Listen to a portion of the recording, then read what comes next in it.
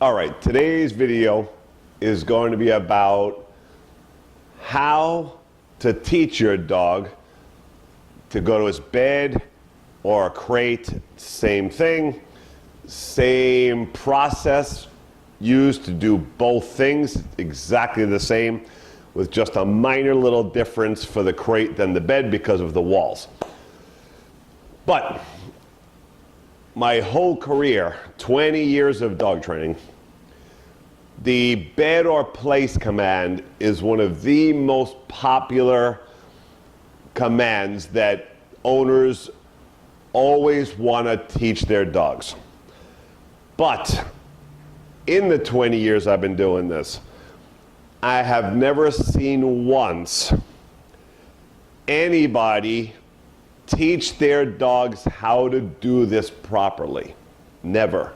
I am trying to go back 20 years, and there hasn't been one time that it's been done correctly. So, I'm gonna go through the steps here with you of how the process is supposed to be done, but by popular request, so many people asking me to do a video, an instructional DVD on how to do the place command or bed command properly. This is a little preview into what the DVD is going to be about. But I just wanted to show people the proper steps to this because I have had a lot of people asking me at least to talk about the process of it. So, first thing, first step to it is you never go to the bed or to the crate and ask your dog to get on it while you're at the object. Everybody does it, right? So they'll stand in front of the crate or the bed and go, crate, and point inside it, right? Or at the bed and point to the bed and go, bed, right? It doesn't work that way. Now that's fine if you want to step there, and that's the only way your dog will know it is if you go to it and beg them and have to be on top of it to go to your thing, right? But that's not the real way to do this or teach this, because now you're begging and you're hoping that when you go there that they actually go to it and don't run away from you. So what do most people experience when they're trying to get their dog into a crate and he doesn't feel like going in the crate right now? They go to the crate and go, crate, and the dog stands back there and goes, is there a treat involved in this? Because then maybe I'll consider it, right? So the dog smells, nothing there, or nothing was thrown in yet. The dog is possibly out, right? And that's everybody I've seen in my career. Hundreds of thousands of clients that I've had in my career, right? They all go through the same thing. Dog doesn't want to do it. The dog backs up and goes, are you going to try to grab me now and throw me in there? Because I'm not voluntarily going to go in there. So the moment they go crate, and they go to get him, the dog runs and takes off, and now you got to chase him to the house to get him into his crate. So the proper way is step number one. Even on the first day of training, I'm teaching my puppies or dogs to, from distance on the command, run to it. When they get there, do not come back off it the moment I send you to it. Charlie, place!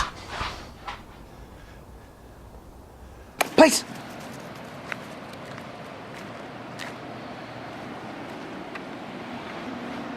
Place!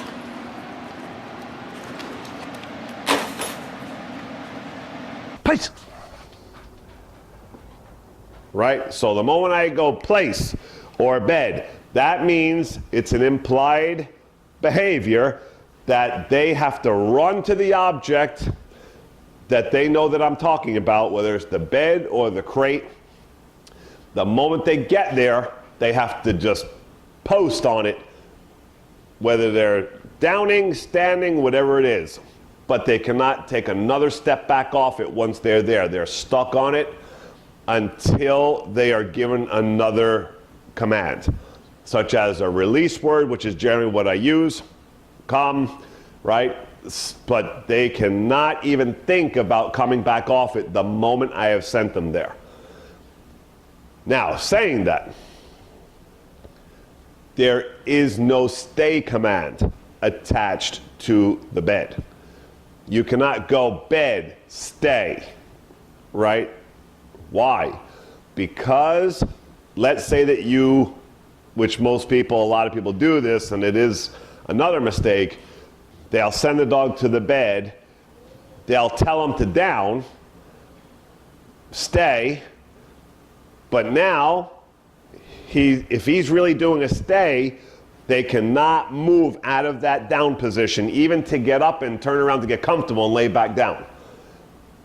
That means they broke the stay command to get up, get comfortable, turn around, and lay down. They broke the stay. So now that affects the people's stay command in life because they're able to do it on the bed command. So especially if they go to the bed and they sit down. If you say stay while they're sitting on the bed, now they're expected to sit in a stay, sitting up until they're released. If you intend them to be there for a while, they can only stand on those front legs for so long, they're going to give out and the dog is going to lay down. Then they broke the sit-stay command. So that can become a real mess. So, it's again, the step is teaching the dog from distance when told to run and go to it. Not we stand at the object and go crate, bed, right? That's not the way to do it. That's begging. That's not a dog who knows how to perform the command. The next thing to that is, for me, for fluency, I change positions so that the dog will know how to do it if I'm not just standing someplace facing and pointing, right? Most people do things in one context. So for a dog to really know something, here for example, to show you, I'm going to show you here with the little German Shepherd puppy and then the Golden Retriever, that I'm facing the wall and I put myself facing the wall so she doesn't have my front. You're going to see her coming up, and I just ask for the command for her to go to the place, and I want to make sure that she understands what the word means when I'm not facing her or pointing. What is her fluency? Break. Oh, place.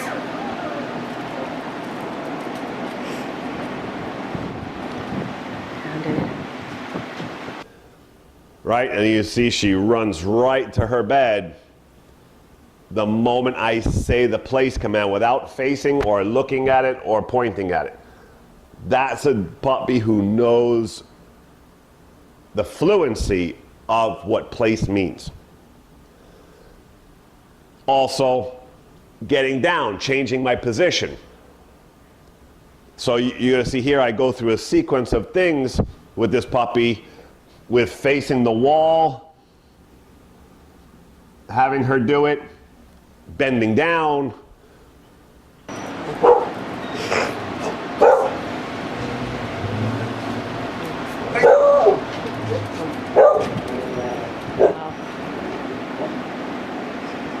Place. Good. Sitting down. Oh, place.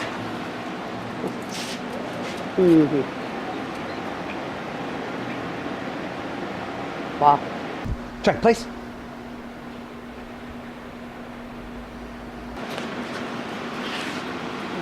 Oh, place.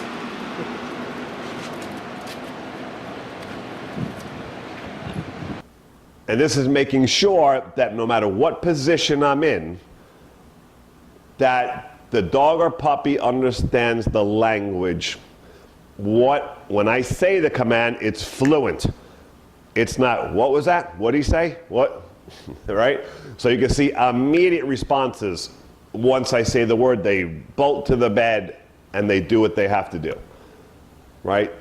So most people, wouldn't you love to just be able to sit down and go place, and you don't have to get up and go to the bed and beg them? You can do it from a seating position. But these things have to be worked on for the dog to understand the difference in the context, right?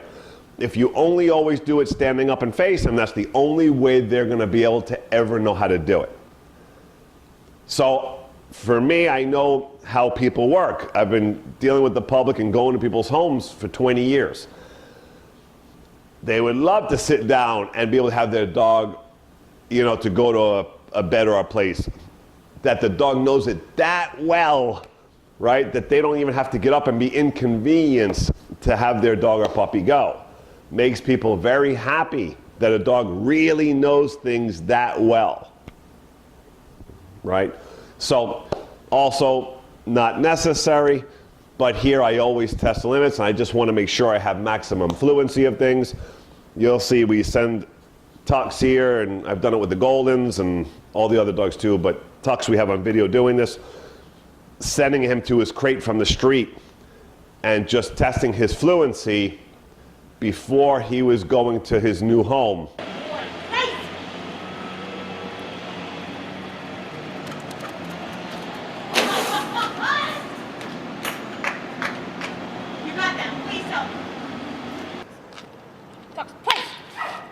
Good boy, go! Place.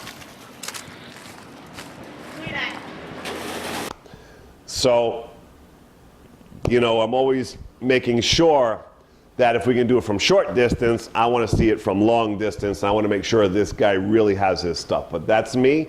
That's how I do dog training. I'm always looking for pushings further to make them more realistic, more fluent, easier dog and owner, right? So I'm always pushing those limits and making things a little more challenging, but then more convenient in life, that the dog really knows their stuff, right? So that's just how I go about everything. So, and then also here you're going to see we have Charlie, who there's two things in life he loves. One is the other golden retriever I'm going to show you that's with him, Lady, and the other thing he loves is a tennis ball.